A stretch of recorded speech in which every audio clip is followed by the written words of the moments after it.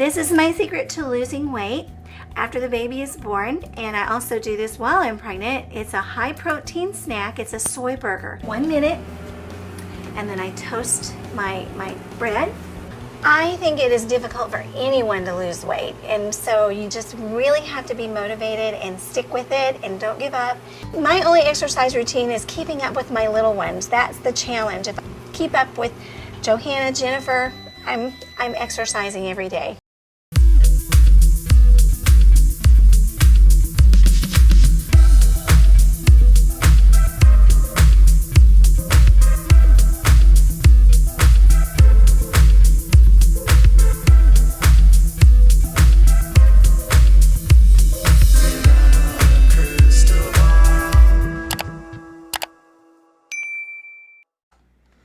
Hey everyone, it's Katie from Without a Crystal Ball. Welcome back to my channel. It's Tuesday, July 19th. I hope you're having a wonderful day.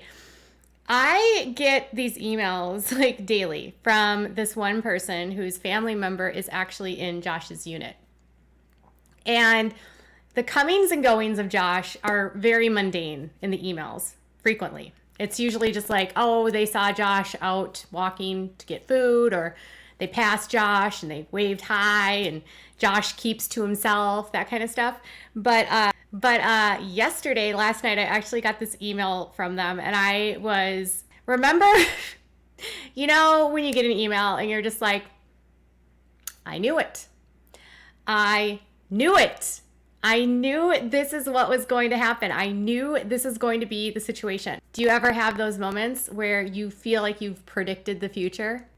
Yeah, that's what happened to me. I'm not clairvoyant, and I don't believe in all of that stuff anyway, but I feel like I had a good gauge of what was coming, and I feel like I knew the direction this was going to go because in an email, I was told that there is allegedly a prayer box outside of Josh's bedroom or his dorm, his room, and he's asking for prayer requests. So it says that there is a box outside of Josh's room that says prayer requests. Josh stays in his room most of the time or is with the chaplain doing a Bible study. Okay, so if he's not in his room keeping to himself, he's with the chaplain doing Bible study, and he's now accepting prayer requests from people in his unit. Okay, quick question. For those of you that are in need of prayers, and this is for those of you that are the praying kind, what would you ask Josh for? Would you ask him to pray for you, or would you say, no thanks, I don't need your prayers? And do you think that Josh would actually be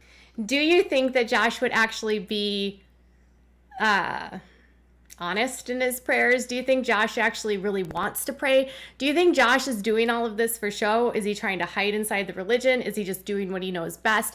Is he trying to do this so that he doesn't have to interact with people? Like, what's the motivation here? Okay, so anyways, would you want him to pray for you? If I were the praying kind, the last person I would ask for prayer requests from is Josh Duggar, but I'm also not in prison, and I'm also not in a prison with him, and so maybe there's inmates that are taking him up on it. I don't know, but the fact that he's now asking for prayer requests makes me feel like we're getting one step closer to Josh forming his own prison ministry. He's working with the chaplain during Bible study, and now he's asking for prayer requests. Now, the prison ministry is not something that is abnormal for the Duggars, and it's also a huge part of how the IBLP recruits people. And they actually have an entire educational program for prisons. And if you go to their website, it says, what do we do? Prison ministries, educational programs, public services, training centers, and international ministries. Prison ministries is the top thing that they do, okay? And this is what it says on their website.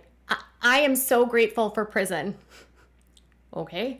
This unexpected statement came from a young woman who was given a new approach to life at basic seminar in prison. She learned to accept the way God designed her, to understand God's purpose for correction, provision, and protection through those in authority, and to take personal responsibility for her actions. it's interesting that they teach about personal responsibility for your actions because Josh still doesn't do that. She also learned to resolve destructive anger through the Anger Resolutions Seminar. That's Jim Bob's favorite. They also quote Mike Huckabee, and it says, Governor Mike Huckabee of Arkansas stated, as a person who has actually been through the basic seminar, I am confident that these are some of the best programs available for instilling character into lives of people. A warden testified, I could certainly recommend these seminars to any correctional or jail facility. So it says that if you play their seminars, the basic, advanced, anger resolution are presented at the facility, and they make the seminars available, and prison chaplains, IBLP staff, and local men minister to other people there. So if you contact the IBLP, they have a ministry and they'll like coordinate it for your facility. Which, if you guys know anything, back in like 2002 or 2003, when Josh was caught doing what he did, his dad actually took him to the Anger Resolution Seminar, where Josh actually learned that it wasn't his fault that he did these things to his sisters because it was their fault, because that's what the IBLP teaches. It teaches that it's never the fault of the guy, it's always the fault of the girl. And he learned horrible things through the Anger Seminar program. I mean, the Anger Seminar literally tells people there's no such things as victims, that, you know, it blames them for being in the situation. And it's sick. The perpetrator has a million ways to get out of what they've done. And I think that in many ways set the stage for Josh, okay? So the IBLP has this long history in prison ministry, so it wouldn't be at all it wouldn't at all be odd that Josh would find a way to get in with the prison chaplain and try to minister to other people.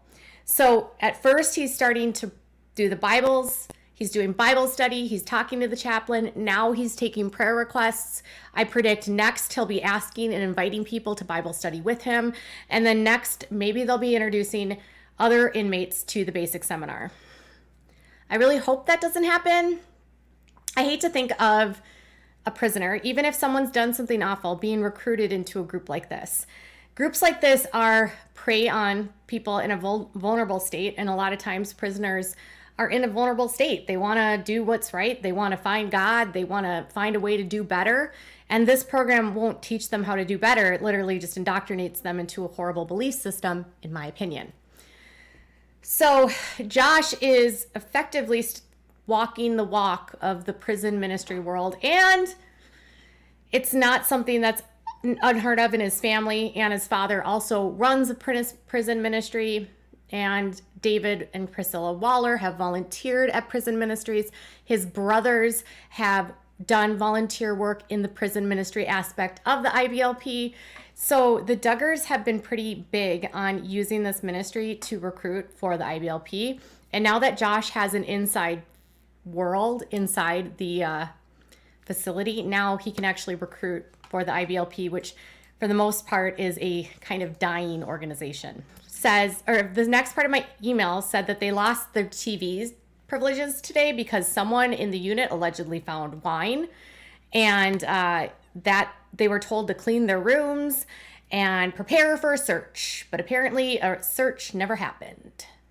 And then apparently this person said that their loved one wanted to clarify that they were never told to clean the building when Josh first arrived, like the audio tape had said.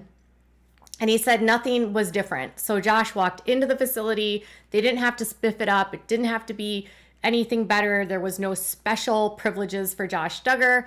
And he said that he knows the guys that clean the bathrooms, and they said they were never told to clean the bathrooms anything differently. He just said it was like a normal work day. So I don't know if the guys on the audio tape were just sort of complaining for the sake of complaining to be annoyed with Josh for some reason. But it sounds like since that audio tape has leaked, it hasn't helped Josh get any further into or acclimated into his community. And instead, he is going to dig into his faith and be with his pastor. You know, This is going to be a huge wake-up call for Josh, and I could see that he might feel incredibly intimidated to try to interact, and he might be scared because this whole world is so different than what he is. And knowing that this facility is kind to people of all walks of life, he might be intimidated to interact with these people. He might think he's better than these people because the IBLP teaches people that they're the anointed ones and they're the chosen ones and they're the best ones. Josh has an opportunity to branch out and get away from the indoctrination, and I don't think he will. I think he's going to just use this as an opportunity to recruit. And it's sad because this really could be his first opportunity to meet people that have different lifestyles than him, that have different opinions than him, that have different politics than him, that have different points of view, experiences, life upbringings. He's lived such a sheltered life where everyone around him has been super sheltered in the IBLP that I was hoping he would branch out. Not that I want Josh to like be reformed, but I always think like, well, gosh, if he could make the best of it, right? We don't like Josh, but we, make the best of your time there. Like, reform yourself, Josh. Do something. But as the prosecutors believe in this case that they don't think that will happen. So Josh Duggar is starting, it looks like, his own prison ministry. What are your thoughts? Tell me in the comments below. Bye, guys.